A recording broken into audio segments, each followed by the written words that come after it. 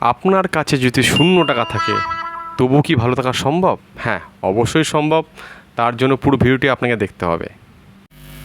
নমস্কার, আমার নাম গোপাল। আজকের টপিক হচ্ছে 0 টাকা দিয়ে কীভাবে ভালো থাকা যায়। ভালো বা সুস্থ থাকার জন্য শুধুমাত্র টাকা নয়, তার জন্য কিছু ডিসিপ্লিন মেনে চলতে হয়। সেইগুলি হচ্ছে: 1. ঘুম থেকে তাড়াতাড়ি ওঠার চেষ্টা করুন আর রাতে তাড়াতাড়ি ঘুমানোর অভ্যাস করুন। 2. প্রতিদিন 20 থেকে 30 মিনিট এক্সারসাইজ করার চেষ্টা করুন, তাতে শরীর খুব ভালো থাকবে। 3. পর্যাপ্ত পরিমাণে জল পান করতে হবে, অন্তত দিনে 3 থেকে 4 লিটার জল পান করুন। 4.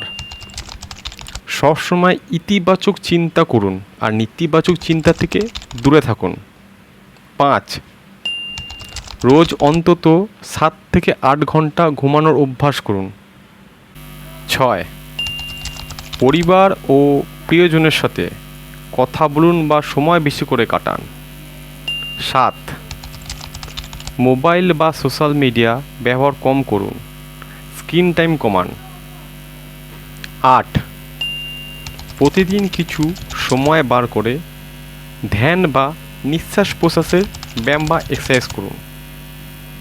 9.